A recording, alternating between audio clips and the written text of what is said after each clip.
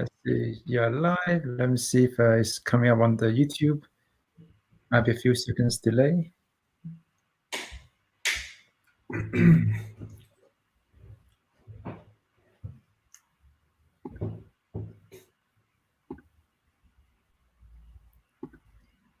Okay. All right, we're live on YouTube. Nice.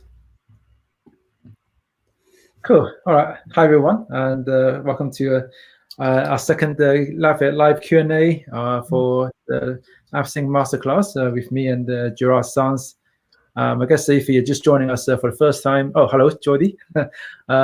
So me and the Sans, Gerard has been working on a video course called the AppSync Masterclass, and as part of that, we've been trying to do some of this, I guess, bonus material every now and then to give you guys a chance to connect with us and also to just ask us questions about AppSync, AWS, serverless, and GraphQL. Both me and Gerard, we are big fans of all the things that we just mentioned. So maybe quick introduction of myself. My name is Yan. I'm an AWS service hero, working as an independent consultant, and been working with AWS for over 10 years now, and the last couple of years been primarily focusing on serverless. And why don't you tell people about yourself, Gerard? Yeah, well, I think probably people will know me from my Angular background. I also been doing quite a lot of Vue, and I was part of the Amplify team for a couple of years, so I'm quite familiar with all of the Amplify tools and libraries. And right now I'm focused solely on this course. So anything that you want to know, I'm pretty much 100% on it. And yeah, I've released some chapters now recently. So any questions around those or anything that goes around Vue or Vuex, I mean, these are probably the topics that I can cover a little bit better. Yeah, so if you haven't checked out the course for a little while, we've actually been publishing videos for the last, I guess, month and maybe a little bit more on the chapter 5 and 6. So Gerard's been publishing a lot of videos on the AppSync, Vue.js side of things, going into a lot of details on how to get the Vue.js set up, setting up routing, Vuex, as well as the Tailwind CSS stuff, which hopefully, by the time you finish some of those lessons, you have a good idea how all those pieces fit together. I'm actually getting really enjoying the Tailwind CSS. Actually, been bought the Tailwind components thing they're selling. Because I'm basically building another for the videos that we'll be publishing. I'm actually been transcribing them and adding subtitles, and I was looking around for tools that can let me do that, and I didn't find anything that works particularly well. So I built a tool so that me and my wife can work on the videos, and I'm actually been polishing it so that I can maybe later make it available as a product that I can sell to other people. And so I've been spending a lot of time on the Vue and also Tailwind CSS, making everything pretty and all the nice components. But yeah, it's actually really easy to use. But yeah, if you guys got any questions, Gerard is the man to ask and get answers about Vue and all the front end stuff. We've been also publishing lessons on the on chapter 6, which is the next set of features we're going to be implementing in the app. So I've just finished the bit around the search, just getting organized and to start recording the lessons around the subscriptions and how to use that to build real-time applications and how to publish changes from the backend so that you can push them live to the client, and then you can say the push notifications like you've got a mention or someone just replies to your tweet or retweeted your tweet and things like that. Obviously, the real thing on Twitter has got a lot more intelligence around how to group them, how to when to send push notifications and the things like that. We're not going to get into all the, I guess, some of the product features. Just going to be talking about how to use AppSync subscriptions to enable these kind of features so that you can build something yourself. there's actually a very nice service called GetStream, which gives you a lot of these out of the box. For a client project, we've been actually migrating from some of the custom built things that we've been doing for feeds and things like that, and moving them to GetStream, which is a really nice service. Got a really good API. But yeah, so any questions around that, feel free to ask, but you're not limited to just asking questions about the course. If you've got any other questions around AWS or AppSync or serverless or Lambda, feel free to ask as well. So I guess let's see if there's anything in the chat. Oh, hi, Michael. Good to see you again. And oh, Gerard, by the way, I was working with a team in the US for a client project. The team is called Breebug, and one of the guys there, Lucas, he when I mentioned that you are my co-instructor, he recognized your name, and he said ghost from the past. So maybe he knows you, Lucas. I think he's also a Google developer expert. Or no, this is Lucas Rubelke. Yes, that's him. Yeah, and we spent some time in the largest conference in the Angular community, which is ngconf, and he's a nice guy. If he's watching, I mean, Lucas, if you are watching, hi. But yeah, I mean, this is a small community, no? I mean, everybody. I mean, I wouldn't say I'm a ghost. I mean, I'm still active in Angular, but yeah, cool to meet other people in projects. Yes, it's a small world. Got a question here from Jordi. How do you handle versioning AppSync with Lambda resolvers? He asked it on the forum, but I'd like to get more information. So that depends on what it is that you need to version, Jordi. So if it's about the versioning specific Lambda functions, then Lambda, if you're using something like the server framework or SAM, in fact, most framework would deploy a new version for your function. So that is something that you can always reference. So instead of referencing the function just by its raw ARN, you can reference specific versions. So wherever you're connecting a resolver to a Lambda function, you can do that. So with the serverless AppSync plugin, I need to check how you can actually do that with that specific plugin. But in terms of configuring the raw CloudFormation itself, you can always point the ARN to a specific version. Or if you're deploying with the server framework, there is a version object that you can always reference instead. So if it's just about referencing specific versions, that's what you can do. However, if you're talking about versioning the entire API, then that's a more interesting, I guess, question, because there's no built-in way to do that. Nor is there a built-in way to do that with API Gateway or pretty much any other, I guess, this type of gateway things you can use. So what you typically do with API Gateway or REST APIs, you have, you put a version number in the URL path or something like that. With AppSync, you can potentially do something like that, whereby you have a GraphQL operation. You can, when you have a V2, you have a new one called, I don't know, under query type, you have another operation called something V2. And then you have a different resolvers with different business logic and all of that. So you could do it like that, or potentially if you're making a bigger breaking change that affects a lot of your operations, then maybe it's better to just deploy a new separate API that's V2 or something, and then depending on how you sort of resolve the URL for the GraphQL endpoint, maybe you have something in front of your client application that will say, okay, I want to use a V1 or V2, and then that will route to the specific GraphQL endpoint that you have configured. So you have one API, AppSync API for V1, and then another one for V2, and then you have maybe like a custom domain name or something like that, or using CloudFormation, you have some kind of root URL that points to V1 or V2. But just keep in mind that if you're using something like API Gateway with custom domain name, or using CloudFormation, CloudFront, to give yourself a nice user-friendly URL for your AppSync API, then you won't be able to use it with AppSync subscriptions because it's not supported right now. I guess a question for you, Gerard. Have you seen any other sort of mechanism people use for versioning GraphQL APIs in the outside of AppSync?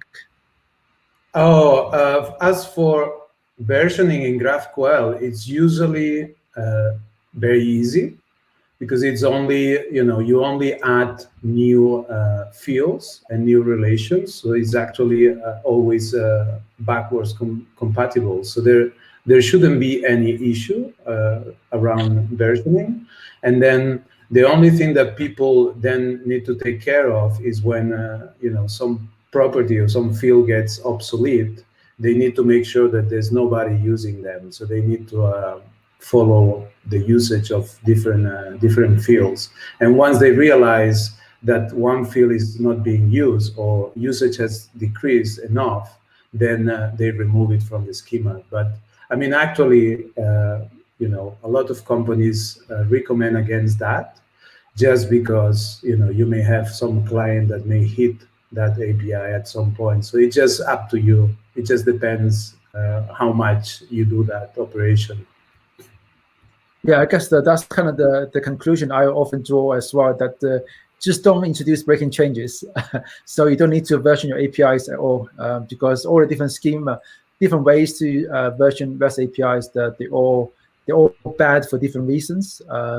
Using paths, using headers, using subdomain names, all of them, they all kind of try to do the same thing, but then they all have problems. I don't like any of them in the long run. So the best you can do is actually just maintain backward compatibility. So Yeah. I've got what are the questions? Sorry. So there's one thing to take into account here, and it's usually maintenance. I mean, it could, if you start doing like a small changes on APIs or Lambdas, it may be difficult then to go back, to track an issue, and then you will get maybe confused. If you only introduce one change, is fine, but over time, if you're introducing a lot of changes, then you may not know what version of that application was actually involved.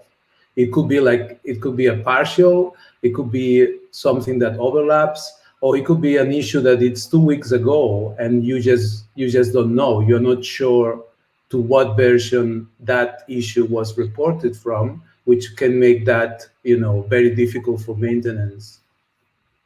Yeah, I guess that's where you do a lot of work around logging and things like that, so that when you're logging, your loggers will include or often capture things like the version of the application you're running, which I guess in the case of something like serverless, where it's the less rigid the version numbers is, I don't see people do it often, but it's something you can definitely sort of bring into your application layer, where your application has got some kind of a semantic versioning.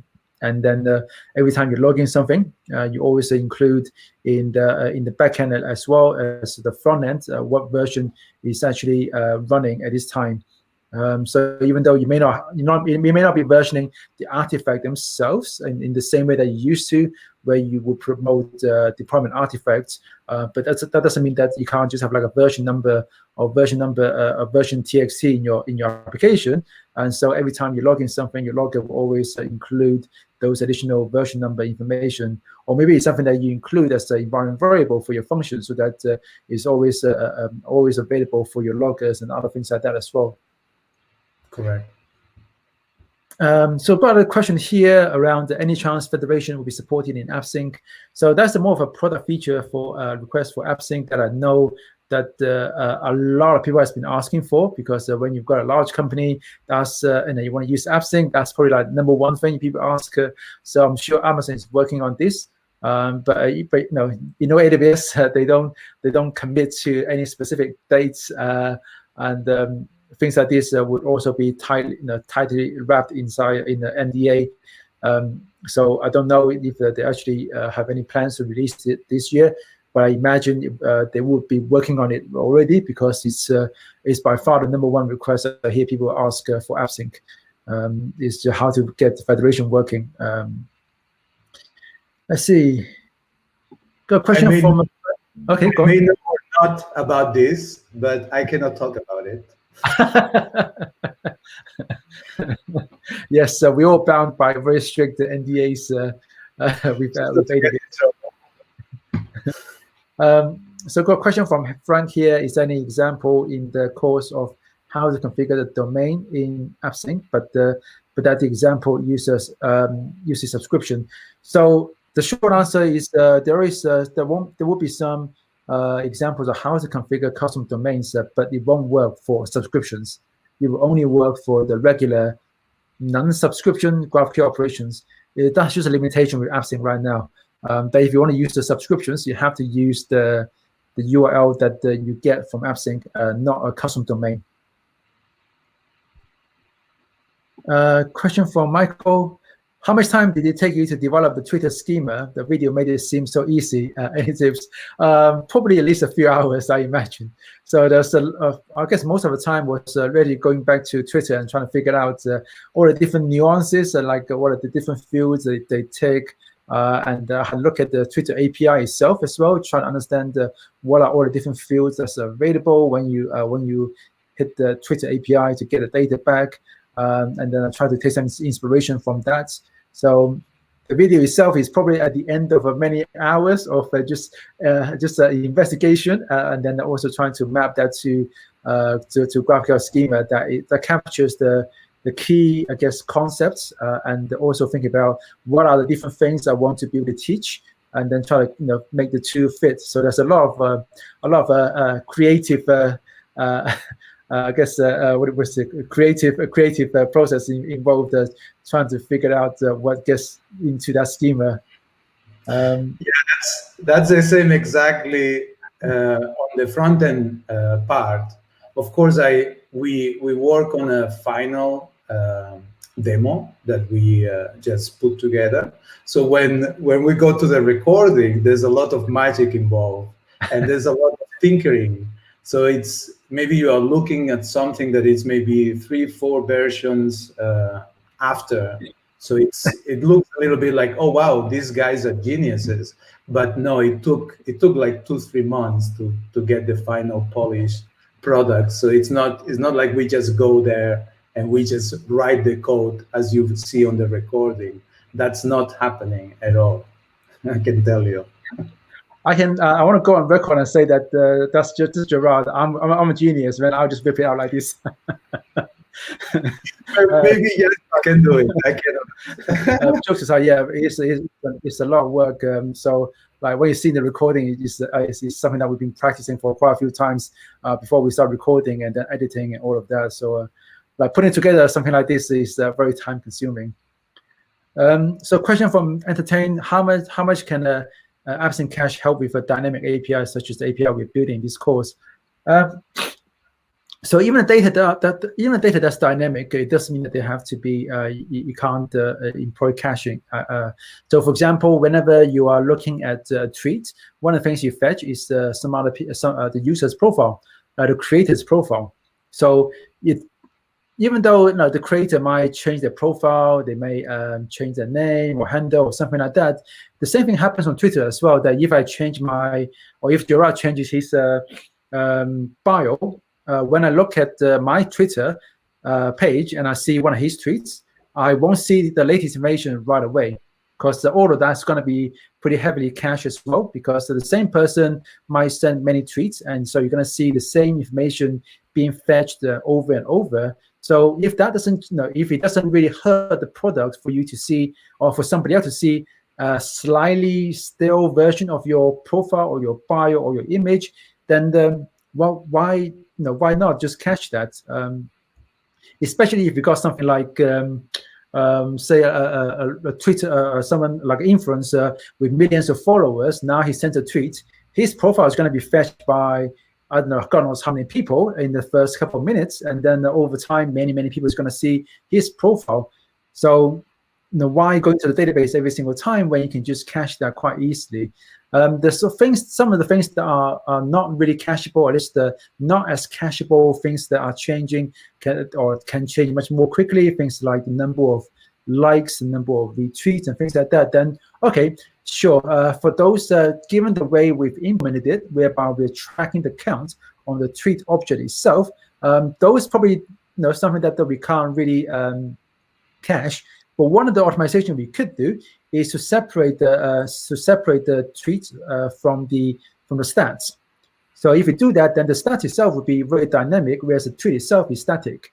The reason why I didn't want to do that, for one, is because the fact that with DynamoDB, there's just no difference in terms of cost or efficiency. If you fetch everything in one object, or where you have a separate object, and then one of them becomes more cacheable than the other.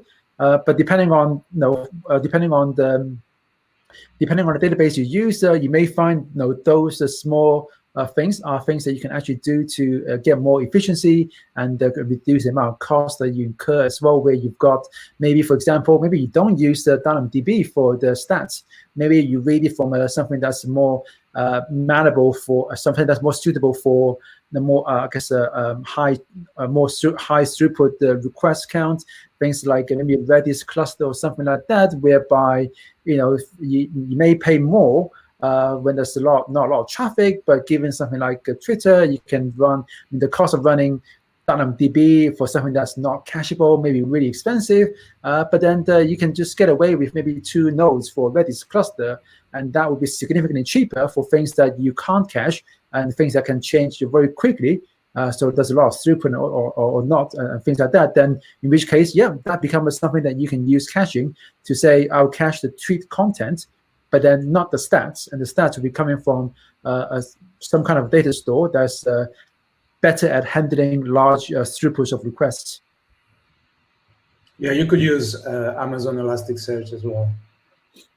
Yeah, Elasticsearch is good for search, but I find that Elasticsearch is such a pain to deal with in terms of all the maintenance and managing the indexes and things like that.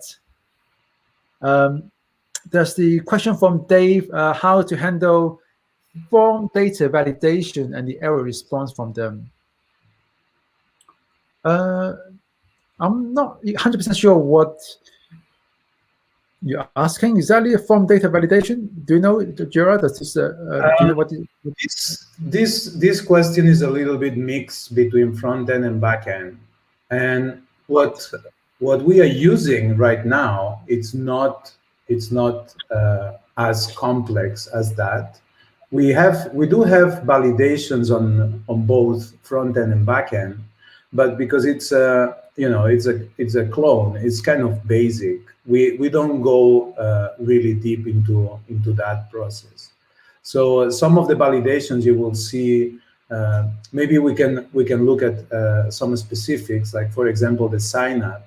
So the sign up is not dealing with all of the information, for example. So we just leave only the information that is necessary for Amazon Cognito to create the user, and then other information we add as attributes, but not all of the fields, for example. So we are not that strict on the implementation. Of course, if you want to go and implement the things that we are missing, then it will require a little bit more logic, but you can see a basic error handling on the client side and also on the back end. So this is covered, but we haven't covered specifically how we do it, unfortunately. Okay. Maybe we can look at that. Yeah, maybe. I guess one of the things that we could do is, are there like front-end frameworks that we can use to do some of this validation? Because I know, back in the day, I used to use all this ASP.NET and stuff like that, and you could embed some validation logic, basic stuff like maximum length, minimum length, that sort of. Yeah, some validations are easy to do, but some others are a little bit tricky, require both, regular expression, maybe some interactivity. It could be like a date, it could be a calendar. I mean, there's few ways of doing this, and then it depends what technology you use. So, for example, I've done this more in Angular, but now for this project, I'm using Vue. But maybe I don't have a full example covering, all kind of data input. But I mean, it's always the same. It's not, it's not that crazy. But maybe we can find some resources on that. I mean, I'm happy to look for that. Okay. I think on a lot of things that you can always do some validation in the VTL template. If we're using VTL template to go to DB directly, or if you are using Lambda function as with Lambda resolvers, then oops, then we can also write those validation logic in the Lambda resolver as well. So I guess that brings us nicely to the next question, which is about when you said benefit of using VTL over Lambda. So the benefit of using VTL resolver, or I guess DB resolver, as opposed to Lambda, is that you're cutting out entire layer that can add latency, but also add the cost as well. So if you're having AppSync go straight to DB, then you don't have to worry about the Lambda cold start adding a couple hundred milliseconds of execution time every now and then. So in terms of performance, it will be much more efficient.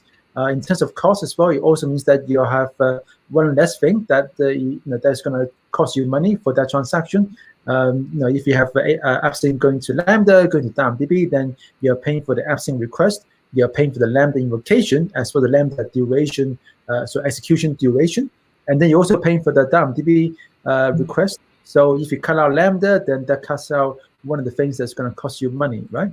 So in terms of, again, think about the total cost of ownership. I guess in this case, sometimes you may find that you've got more complex business logic that it's going to be really hard to write in VTL. So maybe it's better to, in that case, just do that in the Lambda resolver. So be pragmatic about it. And sometimes you may also find that well, I've got this operation that that runs every couple of minutes, so like a couple hundred times a day or something like that. So even if I'm running Lambda functions, is that going to be cost you much more at all? Probably not. Lambda is actually really cheap when it comes to the things that cost you money on your application. So I would say the biggest reason would be to just in terms of having more predictable performance or latency when it comes to those operations. And one of the applications I built for my client is the client's based in Belgium, and you can see that throughout the day the latency, 95 percentile latency, was really good. 99 percentile latency is about 500 milliseconds. But then at night they sort of spike the P99 percentile. Because of the fact that there's no one using it. So when people use it, occasionally, every now and then, it's a Lambda cold start. Most of the operation is going to be really fast because most of them are DB resolver that goes straight to DB using VTL, but it's a Lambda function that's going to affect the tail end of your latency graph, so the P99 or P95. So that's what you got to think about when it comes to, should I use DB resolver or like a VTL, or should I be using Lambda functions? The good news is that Amazon has opened the RFC for basically the second generation of VTL, which really is JavaScript. It's a lockdown. It's like a lockdown version of JavaScript, so you can basically write your VTL templates using JavaScript as opposed to VTL. Because again, it's one thing that everyone hates when it comes to AppSync and the scripting and writing those templates. But as you can see from the course, most of the templates are really straightforward, unless you're using something like single table designs, in which case you tend to write more complex VTL code. I'd like to add something on the previous question. So I think if you want to spend some time learning VTL, I think you will find that you can actually do some cool stuff with it. And one of the nice things about VTL is that you can compose some of the functionalities. So then you won't be implementing the same logic again and again in your Lambdas. So then I guess before you decide, I think it will be more beneficial for you to learn what you can do with VTL. Instead of just saying disregarding VTL, I think as an engineer, I think you should learn, and then once you know how to use it, then make a decision depending on the requirements, because you may realize that actually VTL is good for you, but some people just get scared.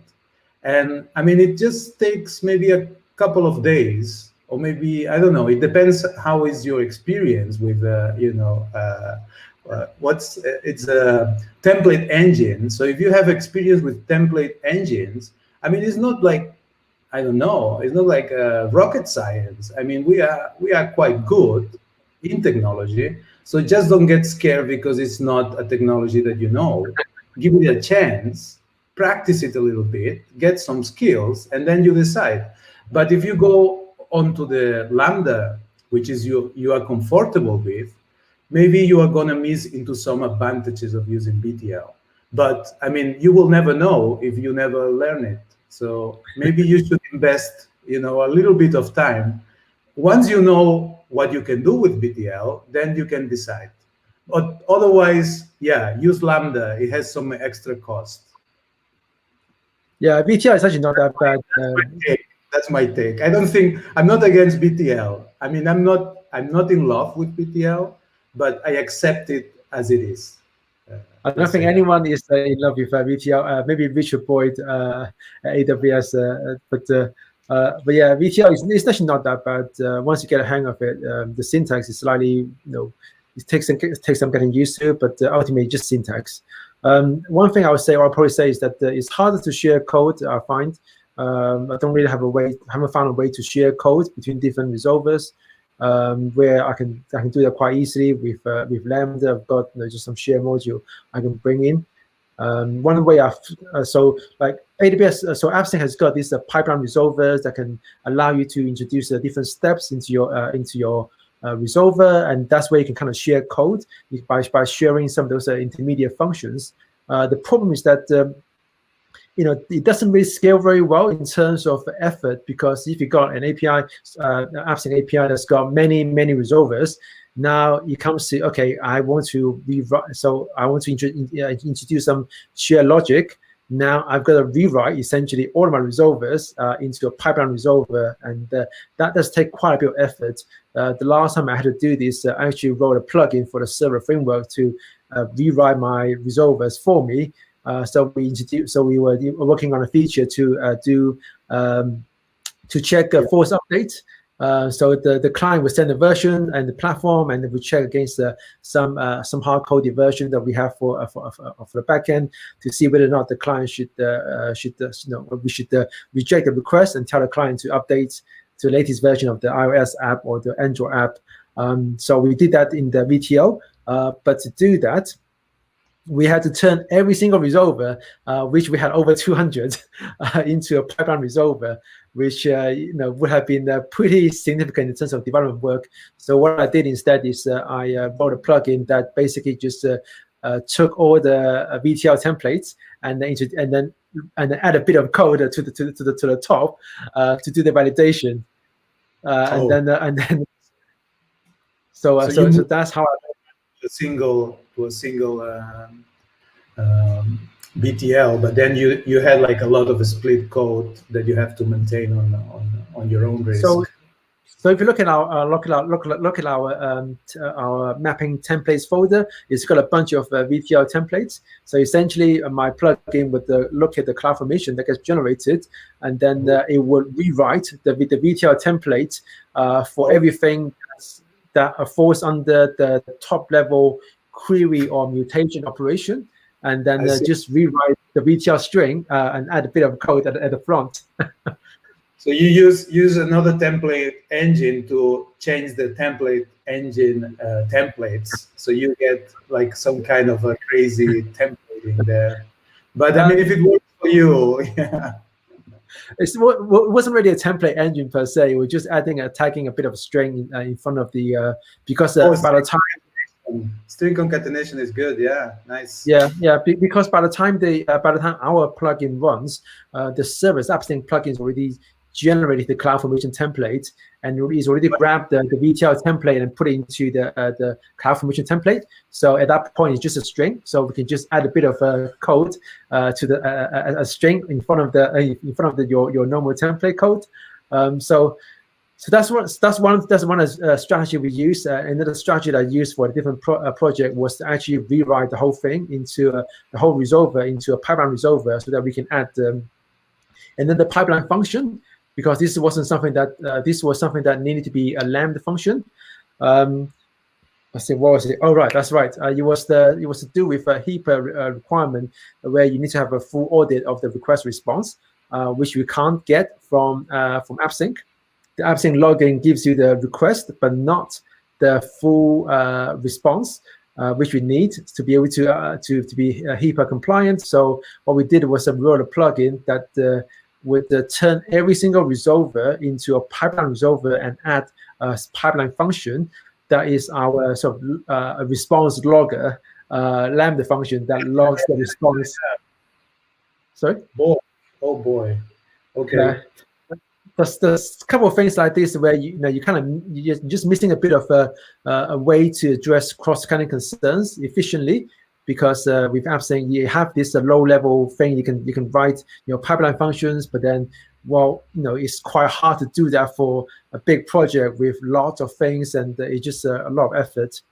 But still, it's a small price to pay in terms of compared to what you get from AppSync, which I guess brings us to this other question about when would you consider moving away from AppSync to a self-managed GraphQL server. We actually addressed this in a lesson in chapter 6 or chapter 4, I can't remember now. But I think that actually maybe earlier chapter, maybe chapter 3. So with the self-managed GraphQL server, you can actually run GraphQL or Apollo server in the Lambda function. The advantage is that you get access to the full Apollo features, things like custom scalar types, things like federation, which one of the things you don't get with AppSync. But then you also have to, I guess, implement features that AppSync gives you out of the box, like caching or logging and stuff like that. So I guess for me, the point to move to a self-managed GraphQL server would be when I need to use some of these features that's not available for AppSync. Most likely things like federation, because I've got a really big team, and I need to have, for some reason, I need to have one graph that composed of everything. So that's probably why I would probably go to GraphQL server myself. What about you, Gerard? Is there anything that you would give up AppSync and all the comfort it gives you and go? I mean, for me, with my experience, I would just stick with AppSync because it's great. It's a great product. But if you want to go out of it and get something similar, I think there's nothing similar. I mean, besides some limitations that, of course, any product has limitations, but I think AppSync is in a really good shape right now and can do like a lot of things. So I'm not sure when you would decide to go out of it, but if you are already invested, I would say that spend a little bit more. Maybe contact the team. They are really open, to help you out. So unless there's a big reason to leave it behind, I would say that you stick with it. And they are doing a great job. And I don't think there's any other product that gives you a managed service for that functionality. But that's the thing is I was in the team, very close to the team. So I'm not sure. Maybe I'm too biased now. That's okay. That's okay. We are allowed to give our opinions, right? So I've got another question for you here. What GraphQL clients are we going to use in the front end? Apollo will be of some help for offline functions. So let me answer the first question. So the client, we are using the regular client for Amplifier. And Amplifier went through different clients, so it's not using Apollo, the Apollo core that it was used maybe a few years ago, but now it's a reimplementation from scratch. So that's now part of the Amplify GraphQL client. So that's to answer the first question, and then Apollo will be of some help for offline functionality. Well, this is pointing to the cache. So there's actually a few options there. So you can both achieve this with Apollo and Amplifier. And for Amplifier, we have Amplifier Data Store. and then the data store will do that for you. But this is also available for Apollo by using Apollo Cache. So that's actually something that you can use, maybe not with all the features. Probably Amplify data store has more features because it's also available for mobile, not only for web. But yeah, this will give you some offline functionality. As for the demo, we discussed that we may look into it, but I think for the complexity of the Twitter clone, it just falls out of the scope. But if you are interested, we can discuss how to build this offline functionality on its own. But migrating the actual client, it would take a considerable amount of effort. So we kind of leave it on the side. But we discussed this with Jan, and I was like, oh yeah, let's do it. But then I looked into it, and there's few things there that make it not that easy. But you can build it separately, and I can give you some resources on that, but not with the training. Yeah, I think right now with Amplifier, if you use Amplifier, it's quite hard to get out. And I think it's one of the things that they're looking into, trying to make it easier for you to start with Amplifier, but then get out of it, or maybe maybe the other way around as well, so that you can start with something else and then start to pull in amplifiers more of like a component by component, as opposed to you have to provision everything with Amplify, because it's it's bootstrapping everything for you. I've had quite a few clients now who come to me and say, we start with Amplify, it's great until we hit a certain point when we need to customize things, and then you spend more energy fighting with Amplify than to actually get stuff done, and so they end up just rewriting a lot of the front end stuff themselves, as opposed to using the Amplify CLI to provision everything. So so hopefully they'll come up with something that moves that basically that cliff, whereby when you hit that wall, that's it. That's just a massive amount of work to get out of it. So I've got an interesting question here from Hamad. Did you choose JavaScript over TS for the sake of speed of development and course? Or would you, in real world example, choose TypeScript over JavaScript? I actually, interesting in that I actually come from a typed language background. So I spent many years working with F# and C# as well. So, and I was really big on the functional programming and the type system that comes with some of these functional languages, like your F#, Haskell, and I was screwing around for a few years, telling people that make invalid state unrepresentable in your in your system by using types. But then what I found when I moved to start doing more and more stuff with serverless is that types is a really good way for you to manage complexity in the large complex system.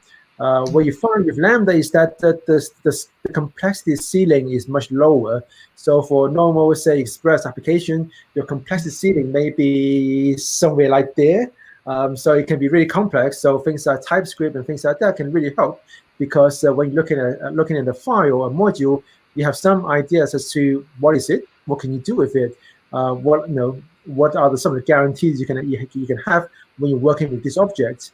Something that's completely absent, even you're just using more JavaScript. But when it comes to Lambda, well, I'm only looking at maybe 2-3 files at most, a couple hundred lines of code maybe. So I don't find myself needing types nearly as much as I used to. So in a real world project, I will still use JavaScript. In fact, I haven't used TypeScript for any of my projects, and it hasn't really hurt me in any way that I can that makes me feel, oh, I need to go back to types. However, if you got some complex business logic in a module, then maybe that's a good candidate for using TypeScript. But otherwise, I find the overhead of using TypeScript in terms of all the CI/CD bootstrapping and building things like that just not worth the while for most projects. Certainly for most functions that are just making a few requests to a service here or there, or making a call to AWS services, especially when VS Code is quite good at figuring out the types anyway. So yeah, I don't see the value in using TypeScript in most of my projects. Let's see, but for the front end, I think front ends are getting more and more complex, and I do see a lot of value in using something like TypeScript there. Have you done much for TypeScript, Gerard? Yeah. I mean, because of my background on Angular, in Angular, TypeScript is the preferred option. So yeah, there's value in using TypeScript, and of course, there's also a period of adaptation for that. And yeah, it's very valuable. The thing is, for other frameworks, it's still not the default option. You can see that React is moving towards a TypeScript. There's some effort there. And then for Vue, for the new version of Vue, the team decided to use TypeScript to build a new version. But then they also decided not to use TypeScript, for developers, because they were against it. So there's both sides. You will find people that they hate TypeScript, and then you will find people that they love TypeScript. But in the front end, it's more or less like 50-50. You will find people that completely hate it, and you will find people that love it. I mean, I can see both sides. I actually see both sides, because when you are going into types, they can also give you trouble. They can also give you a headache. And sometimes if you don't know how to get out of trouble with types, you can spend like literally an afternoon just because the type is not right, and you just don't understand what's happening, because the types are just building up, and it's making it really difficult for you to get a clear background of why a message on your Visual Studio Code it's giving you that error. So it's a little bit confusing sometimes. And then in order to fix it, then it gives you also more work to do. So sometimes, yeah, it's really solid. You can extend, work with hundreds of teams, and it will go really smoothly. But it can also give you like some headaches in the process. So yeah, whatever works for you, it's good. All right, got a question here from Rajat. Should we put CloudFront in front of S3 for profile images, background images, so they can hit the S3 fetch limit fast? Well, yeah, even more than that, it's just going to be cheaper and more efficient to be fetching those images from CloudFront. Those are typical things, things that are really, really cacheable. And yes, you should. I didn't do it because, as part of this course, I just want to keep it simple. There's certain things that I think you should be always doing for things like serving content, like images and videos. You always be serving them out of CloudFront. Got another question here from MK Asin. Is that Asin? Will the course include how to handle authenticated users and unauthenticated users? What about user groups within the authenticated user, admin, employee, etc.? So we are not going to handle cases for unauthenticated users. So guess what you're talking about really is using Cognito identity pool. We're not going to touch that on this course. And we are going to touch on the group-based authentication, not as part of the main demo. I couldn't find a place to actually fit it in. I didn't find a use case for that in the main app. But what we're going to do is I'm going to show you, I think in premium, one of the premium bundle chapters, there will be a lesson around how to model that with AppSync. If you're in a hurry, you can also just check the AppSync documentations. It's really straightforward compared to what you have to do with to do the same thing in the API gateway. With AppSync, at least you're just adding one line to your your GraphQL schema, and that's it. You've got group-based authentication out of the box. Let's see okay, got a question here. How would you deal with advanced deployment strategies like having product devs? I wouldn't say that's advanced. I would say that's bare minimum. You should always have different stages, and we kind of covered that already. I think in the CI/CD lesson in chapter 4, how you can basically promote it to different stages. And I guess I see all kinds of branching strategies to cater for that. The most common one I see is some kind of a bastardized Git flow where you got different branches for production, for the production stage, and then you've got the stages for other environments. And so when you're promoting those your code through those branches, they get deployed to the test environment, to production, and so on. In terms of canary deployment, depending on what it is that you want to actually achieve, the same applies to just Lambda and REST APIs as well. That a lot of the built-in mechanisms you get with Lambda, for example, you can have a weighted alias that gives you canaries in a way, traffic routing, but it's done based on the request, not by user or some kind of a sticky session, so that the user making like a paginated request to get more tweets can actually hit different branches of your canary deployment from one request to another, which is typically not what you want to do. And if you want to do proper canary deployments, then I would suggest using something like Launch Darkly or some kind of a feature toggle as a service that allows you to isolate to specific users by country, by user ID, by some criteria. If you haven't used the Launch Darkly, then definitely check it out. It's a very nice service.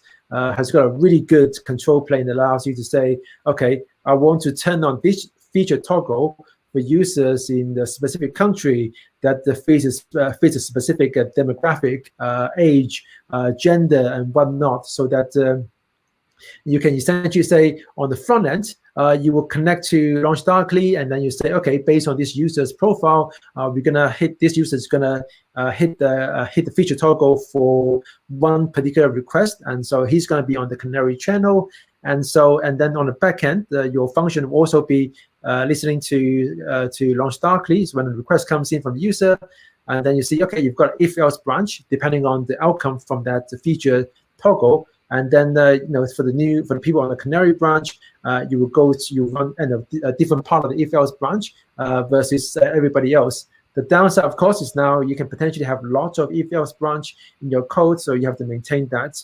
One of the things that Facebook does, which is really, really clever, by the way, to sort of manage this development overhead or maintenance overhead, is that they connect the feature toggles to their code. By they've got this parser that passes the JavaScript into abstract syntax tree, so that they can figure out that, hey, you've got this if-else branch and it's checking the value of a feature toggle. So when somebody deletes that feature toggle, we're going to go back, rewrite your code so that you don't have that if-else branch anymore, checks anymore, and then spit out a new code based on the new abstract syntax tree, and then that gets deployed. Yeah, it's pretty clever stuff. I think that's for cool. Almost everybody, yeah, it's very cool. But it's probably overkill for just about everybody else. But when you are Facebook scale and you're doing everything via feature toggles, which is they try to do everything. They do every single change as a feature toggle.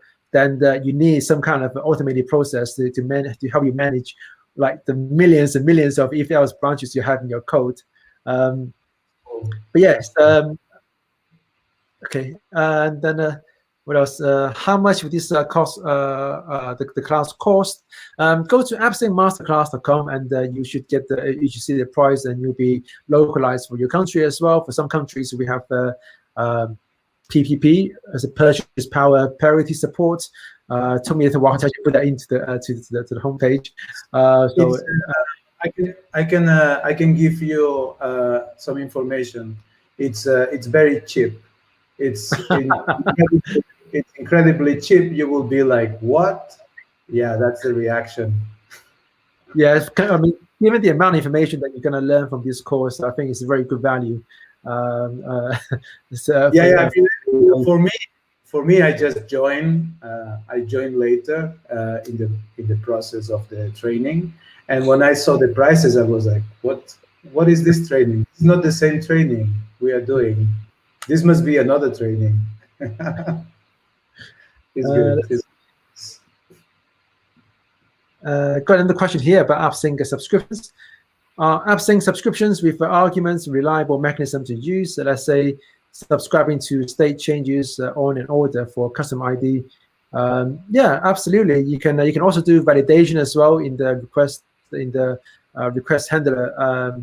So if you got, for example, you may have a subscription that takes the user ID and the order ID, and you don't want other people to be able to subscribe to your orders. So when someone makes a request, you can also in that request validation to say, okay, based on your identity, your ID doesn't match the ID that you're trying to subscribe to, so we don't let you subscribe to this event. You can do that, and I do that in my projects as well. Do you have any other examples that you've used this mechanism before, Gerard? Yeah, I mean, when you think about subscriptions, the problem usually is the volume. So usually people will use the arguments to filter, and you can use more than one argument. So it's just to narrow down, the volume of notifications. So yeah, totally. This is a must do when you're using subscriptions. Okay, so this is going for the juggernaut. Masterclass doesn't use a single table as recommended in many talks. Can you talk about why you decided against this? So I should start by saying that it's not so much as recommended as in that there's been quite a few talks that talks about how you can use it. The thing is, if you talk to people that deliver those talks, specifically Rick Houlihan and Alex Debris, they are very happy to talk about why it's good and when it's good. But when you just watch those talks, you probably don't get that context because they just talk about, oh, this is single table design, this is how you do it. So maybe I can start by talking about why it's good and why we don't use it, and why I don't think most people need to use it. So why it's good? So the way that DynamoDB charges you, so if you got, say, a query, you need to fetch 5 pieces of data. In our case, they may be in 5 different tables. So that means you need to have 5 separate get item requests. So the way DynamoDB charges you in terms of read request units means that that's 5 requests, that's 5 units you got to pay for. But for queries are charged based on the amount of data that gets returned. So if you can get 5 items back in one query request, and the data is together that's more than 4 kilobytes, then that's one read request unit. So all of a sudden, if just by putting everything into one table, you are able to make a query request that fetch 5 entities or 5 items. I guess in this case, you have 1 unit as opposed to 5. So that is going to save you, money. If you have a really high super system like the ones that the Rick Houlihan talks about, because they're Amazon systems, then yeah, anything they do is going to be so big in terms of throughput that small optimizations like this are absolutely worth it, because it's going to mean millions of dollars in terms of operational cost. For everybody else who are maybe running a couple hundred requests per day, a couple 100,000 requests per day, the savings is going to be minuscule.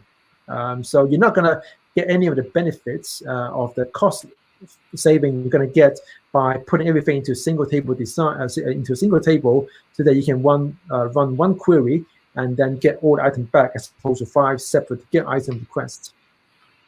Now, in terms of other benefits, it's arguable that you can get more performance operations. You can be more performant if you're talking about one query request as opposed to 5 separate get item requests, because they're going to hit 5 different tables, 5 chances for you to maybe hit a slow request from DynamoDB.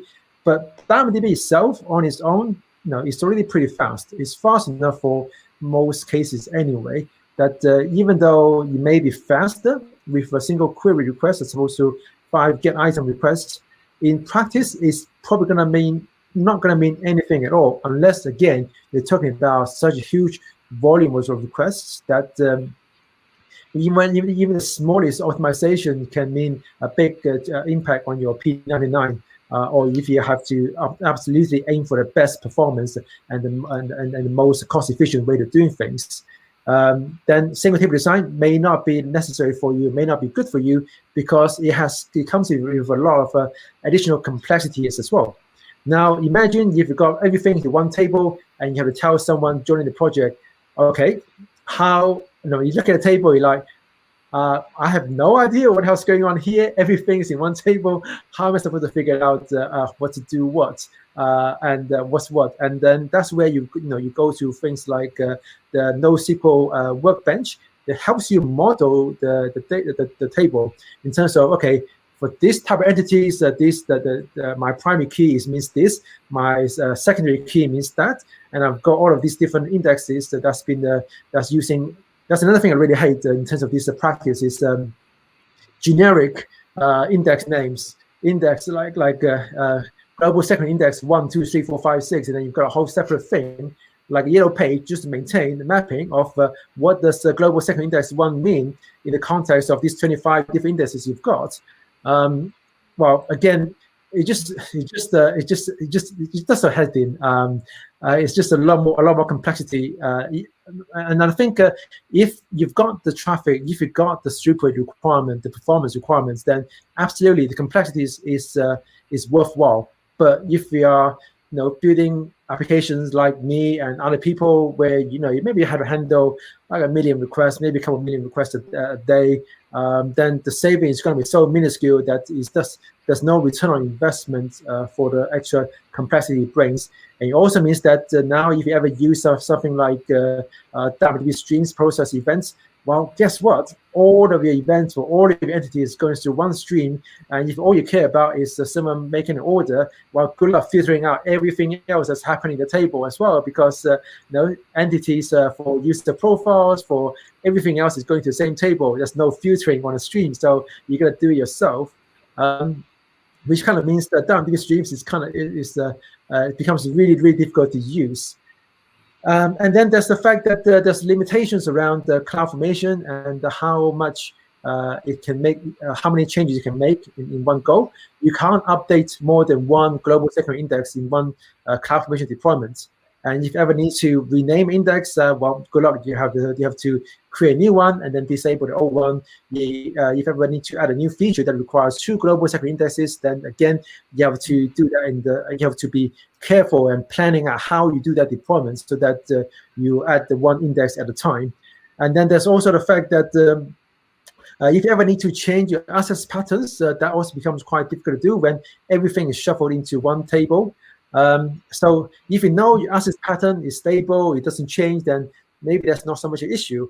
But if you're doing something new, you don't know your access pattern yet, then that's going to shoot yourself in the foot. And also, if you're using AppSync, then like everyone who has told me that I really hate VTL, it's really difficult, and ask them, okay, are you using single table design? Like 100% of the case, yes. Because as you see in this course, when you're not using single table design, your VTL templates is so damn simple. You don't really write much VTL code at all. But if you're using single table designs, then you end up writing a lot of VTL code, which until the JavaScript, the resolver comes out, means that you have to learn VTL or embrace it, or hate working with VTL, but you have to anyway, or use a lot more Lambda instead. Sorry, yeah, this is like I love to rant about. I would like to add something to the last bit that you mentioned, not the VTL, but the previous point that you made. And I think this is very important because it's rigid. When you do a single DynamoDB table design, it's very rigid. So that means that when you introduce changes, which may come or not, I mean, unless you are using data schema that it's very stable. I mean, if you have been building a product for 5 years and your data schema doesn't change for the last 2, then yeah, go for single table. But if you're starting a new project and you are going to go through 20, 30 iterations, the last thing that you want to do is go into your single table design and do a data migration and do an index migration and do a schema migration and keep the schema changes over time. Because it's just, you need to be like a ninja of DynamoDB and the rest of the team as well, because you are basically doing how it's called. You are denormalizing everything in one single table. When you do like 2, 3, 4, okay, but as the project goes, it goes into like 20, 30, 40 different things that you need to put into your brain. You will just explode there. And then you need to put the maintenance of all schemas and the migration, which of course you cannot do in one go. So you need to somehow be able to migrate from one, the normalized schema where everything is in one single table. Try to do that live or in production without, losing your senses. I think it's quite tricky, but it's there. It's something that you should know that it's possible. And if it's the right decision, then go for it. But it's not for everyone. It's not for everyone. Yeah, I guess what I would say as well, just so that I'm not just I don't just come across as this ranting maniac, is that I do use the techniques from single table design, and like Gerard said, you should learn it, understand them, understand the techniques, and then you can use it where it makes sense in small doses. So what I tend to do is that I do condense and combine some entities together into one table, whereby those entities are always fetched together. So that rather than making multiple calls, I can make one call, but it's very much isolated to specific cases where it makes sense, as opposed to just like a blanket, everything goes into one table kind of approach, which I don't think makes sense, because a lot of entities, well, they're never going to get fetched together anyway. They're all going to be individual get items. So you're just turning all of your get item requests against one table without really getting much of the benefit from the fact that you can condense many requests into one query request instead. So where it makes sense, I do use it. It's just that it's more of a nuanced decision as opposed to just a blanket. We have to do this.